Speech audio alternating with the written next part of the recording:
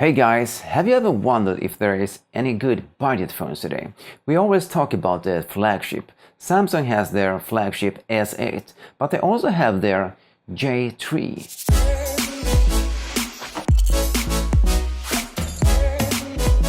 Not everybody needs a flagship phone today. Some only need a basic phone, and I think that J3 can be one of them.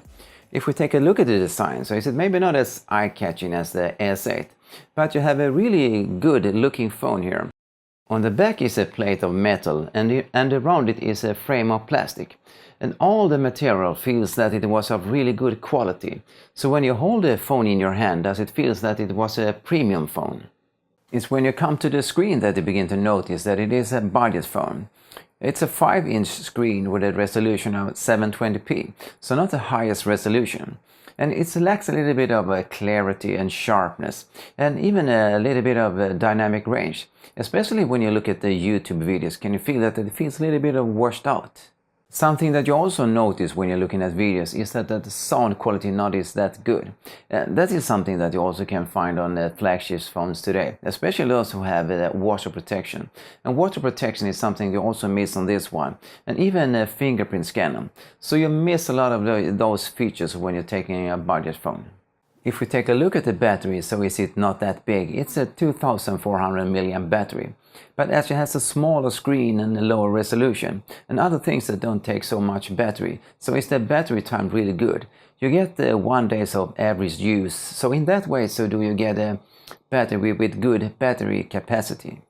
Then we have a Samsung Exynos 7 processor with a 7570 chipset and 2 GB of RAM and 16 GB of internal storage that you can upgrade with a SD card up to 256 GB.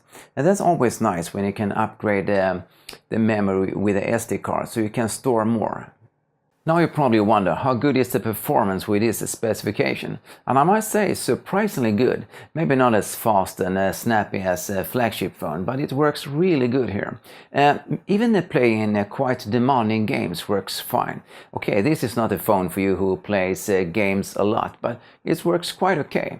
Then there is another feature for you who uses 2 numbers. Here are 2 SIM card slots, so you can use 2 numbers.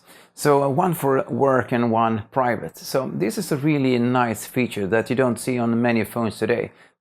Underneath so have we one of many's favorite ports, the headphone jack. So you can use your favorite headphone. But then we come to the USB port. This is only a micro USB port 2.0. So this can feel a little bit outdated here. When it comes to the camera, so do we have a 13 megapixel camera and a 5 megapixel selfie cam. The camera software is fast and have all the features that you need. Even autofocus works fast, so you can take pictures when they happen and don't miss that special moment. When it comes to the quality of the pictures, so they miss a little bit sharpness and clarity. So the quality is not the best.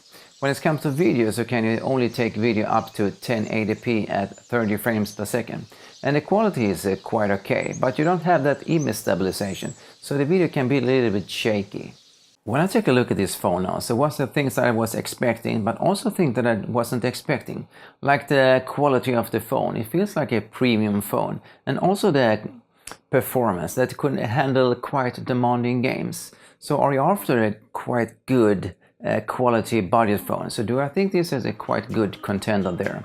And with that said, do I think I end up this review here, and it's time for you to like and subscribe, and for me to say, see you in the next one.